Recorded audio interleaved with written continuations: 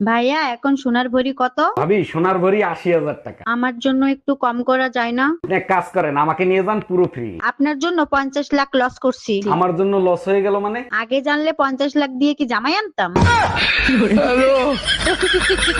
Happy new year ভাবি। এতদিন তো পাশের ভাবির টুম্পা ভাবির নিয়েছিল, এখন আবার হ্যাপি আসলো কোথা থেকে? আরে বোকা, ওটা ইংলিশ শব্দ, হ্যাপি মানে সুখী। জাউরাটা তো আমারে খাইছে, এখন দেখি হ্যাপির সাথে সুখী ভাবিরেও খোঁজে।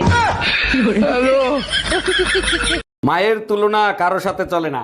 ছোটবেলা মায়ের বান্ধবীরা এসে আমারে কিউট বলতো, মা বলতো 2-4 দিন নিয়ে রাখ, তখন বুঝবি। বউয়ের তুলনা সবার সাথে চলে, আমি তো তোমার মাথার উপরে উঠে নৃত্য করি, তাই না? তোমার বান্ধবীরা তো এসে আমার কত প্রশংসা করলো, তুমি কি ভুলেও বলছো 2-4 দিন নিয়ে রাখ, তখন বুঝবি। আমারে তো পাগলা কুত্তায় কামড়াইছে, শিয়ালের কাছে মুরগি রাখতে দেবো।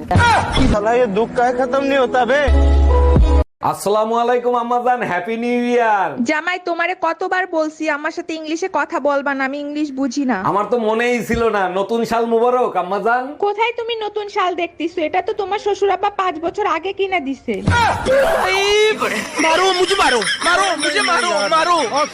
তোর মুখ দিয়া বিড়ির গন্ধ আসে, যা তোর সাথে ব্রেকআপ। আবে ওই সাইরা যাওয়ার হইলে এমনি যাইতিস, বিড়ি তো তোর বাপও খায়। আমার বাপ বিড়ি খায় না, সিগারেট খায়।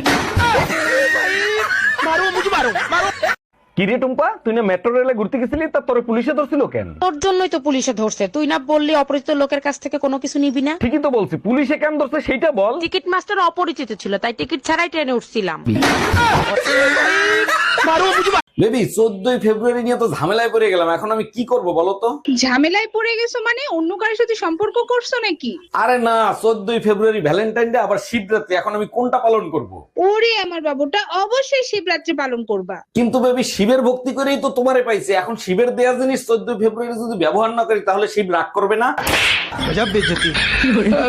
অরুণ ভাই, হাইকোর্টের রায় শুনে তো খুব খুশি, বইয়ের পারমিশন ছাড়াই বিয়ে করতে পারবেন, তাই না? ভাবি যতটা খুশি হয়েছি তার থেকেও বেশি আতঙ্কের ভিতরে আছি। কেন অরুণ ভাই আতঙ্কে থাকবেন কেন? আতঙ্কে তো এখন ঘরের বউরা থাকবে। ভাবি রাতে ঠিক মতো ঘুমাইতে পারি না, একটু পর পর উঠে চেক করি টুনটুনি আছে না গেছে।